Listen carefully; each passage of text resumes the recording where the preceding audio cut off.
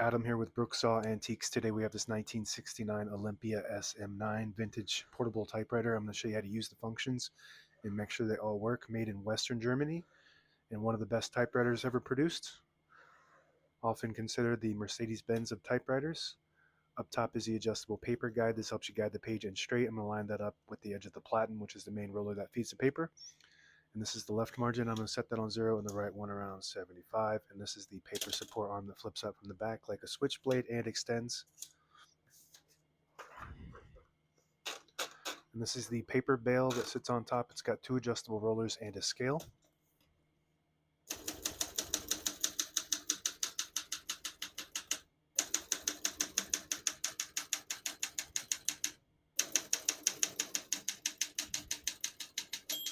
Once you hear the bell, you're at the end of the margin. Hit this line space, gets you back to the beginning, and skips 1, 1.5, or 2 spaces. Right now we have it on single, but if you want 1.5, just flip that switch down 1 notch. It skips 1.5. 1 more, it skips 2. We're going to keep that on single for now and finish typing.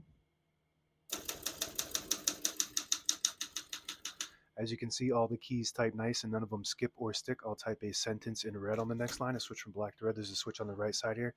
Flip that down to the orange indicator. It prints the bottom portion of the ribbon, which is red. When you have it in the middle, it doesn't print any ink at all. It just leaves a stencil for copying purposes. When you have it up top to the blue indicator, it prints the top portion of the ribbon, which is black. We're going to move that down for red.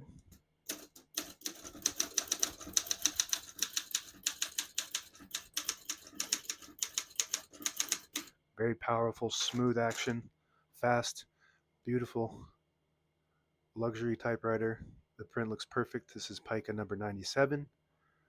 Prints 10 characters per inch, and with the Olympias, you have a really good selection of fonts for different purposes. And this is a standard Pica clean print. To pull the page out easy, there's a switch on the right side here. You flip it forward and it unlocks the rollers underneath the platen, allowing you to pull the page out easier, load thicker paper like carbon copy or cardstock. Make sure you flip that back before you load the next page or else it won't load correctly. Going to flip this down for now and put the color back up for black. Shift on each side, a shift lock on the left. To clear that, just hit the shift button again.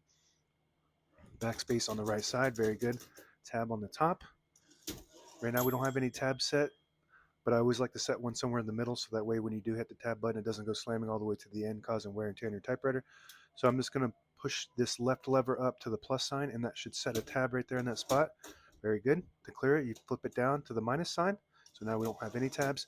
So I like to always keep one set right there, and also you can clear all tabs. So let's set a couple tabs. Set one there, one there. So now we have 3 tabs. And to clear all of those tabs, you just flip this switch on the right side here, down, and it will clear all those tabs. And this is the difference between the SM8 and the SM9 is the tab set is on the keyboard on the SM9. On the SM8, it's set manually behind the carriage, and it doesn't have an alt-tab clear or a left carriage release. So I'm going to set one again right there. This is your carriage lock. So you flip that up and move the carriage to the middle. It locks the carriage in the middle. To unlock it, flip that down like that. MR stands for margin release. When you get to the end of the margin, there's a mechanism that blocks you from printing. Hit that MR button. It does allow you to go all the way to the end. Very good. Open the hood like a car hood. All the brand new ribbons loaded on the left, so it's pulling clockwise to the right to switch that direction. On the side that you want it to go to, behind the spool, there's a little lever. You flip that towards the middle, and it will swap to that side. Just like that. And it will automatically switch back and forth when it gets to the end. If your ribbon has eyelets, which are the little metal pieces on the end, they will catch on either side and swap to that side indefinitely over and over until the ribbon is dry. This is your touch control. If you go further down, there's a plus sign on this little lever here. It will load a spring that creates tension when you hit the keys. You do have to hit them a bit harder for them to print, but they respond faster. So you just want to gauge to see what your preference is with that.